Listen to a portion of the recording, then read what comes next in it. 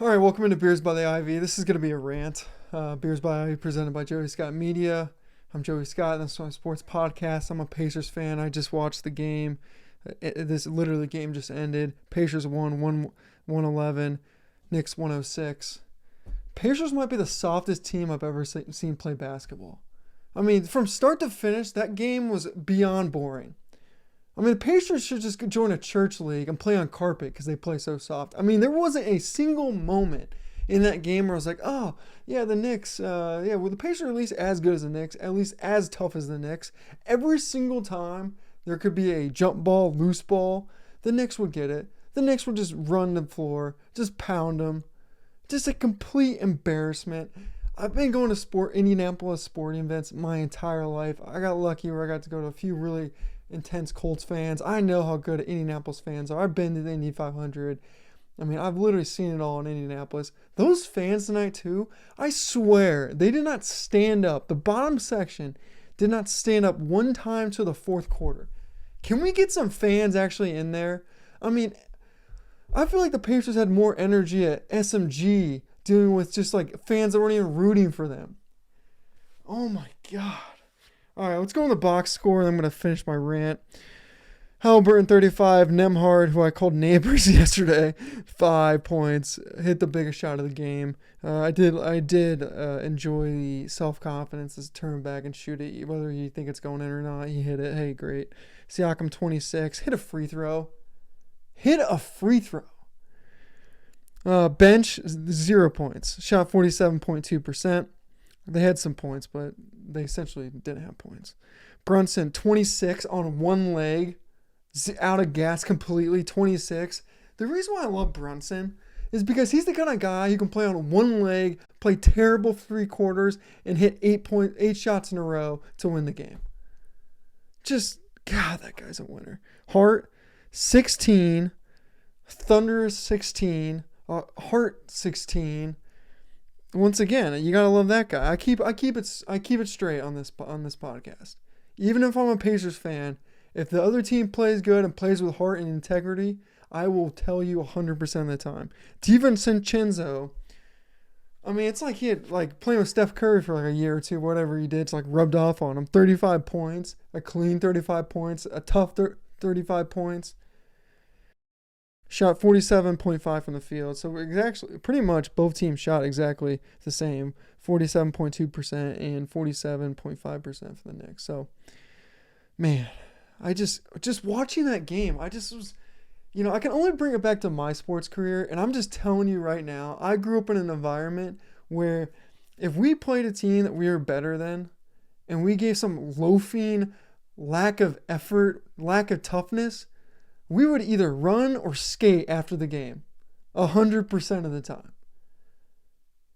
And these guys are just like, oh, happy we won. Dude, I would be utterly distraught with that performance if I was on the Pacers. I would be opposite of happy. That feels worse than a freaking loss.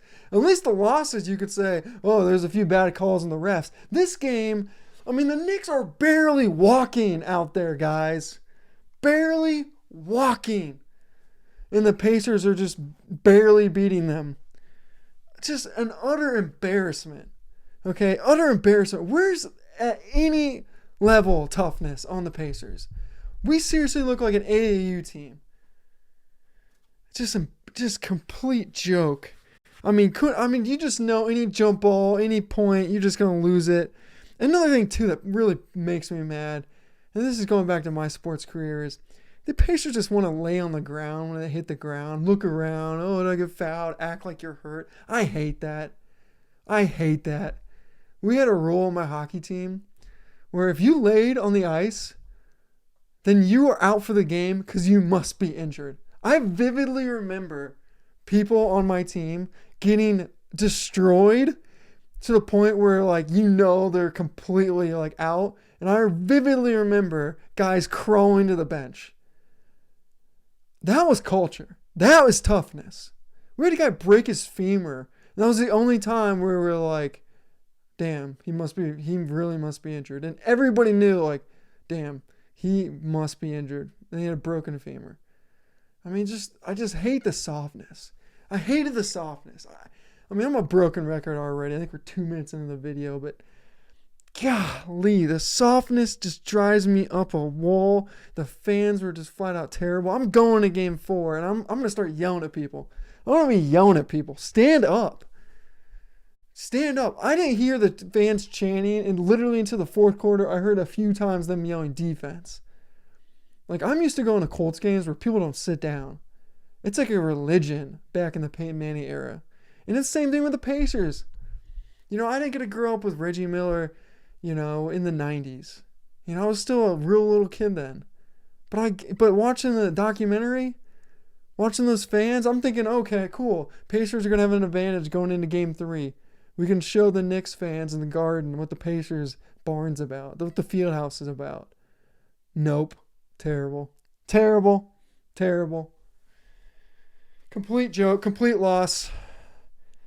God. I'm telling you right now, if I was the coach of the Pacers, their asses would be running and we would be straight into film. Fire me the next day, NBA. But that so, hey, we won on talent. I hate that. I hate it. All right. Game 4 on Monday or on Sunday, 3:30, Mother's Day. Pacers can win that. I mean, Pacers can win game 4. Then this is a series because the Knicks are literally playing on one leg across the board. They have 3 of their starters. And they have bench guys who don't even play. They barely get in the rotation in regular season. They got 2 starters completely not even available. And their best players on one leg. One of their other better players has played more minutes than anyone in the playoffs in a row in the common era of NBA basketball. And we can't even get a lead to stick. We let them come back in. I made a rant in the third or going in the fourth quarter because we were down by 5, and I was like, this is just such an embarrassment. Like, I've seen enough. Literally, I've seen enough. I should just go cut my grass or do something productive because this is just a complete effing embarrassment. All right, that's my rant. Cubs are up 7-2 last I looked, so that's going to be a big one against the Pirates. Beers by the Ivy, we're also a Cubs channel, Cubs themed channel. I do cover many things of sports, but I also cover my teams, which is one of my teams is the Pacers, Colts, all of the NFL, all of college football, all MLB, but mainly, Chicago Cubs. Please like and subscribe. We got 17 now. We're just getting started. It's I don't know. It's probably like my 5th or 6th long form video. So yeah, it's been fun, and hopefully the Pacers can turn around because I'd love to make more content on it. I hate making content on losers. I hate making content on, people who just have lack of heart. I mean, if I'm a Knicks fan right now, I'm eating that game up. I'm like, we went into their barn, their field house, and you're telling me that we only lost by 2 possessions and we had a chance to win when our entire team is either hurt or extremely exhausted. What does that mean is when they're back at their place, they're not going to be as tired because they're going to have more adrenaline because they're in their home and their fans are absolutely nuts in a good way. All right, I got to end this video. Beers by the Ivy. Please like, subscribe. We're going to keep it going. Thank you.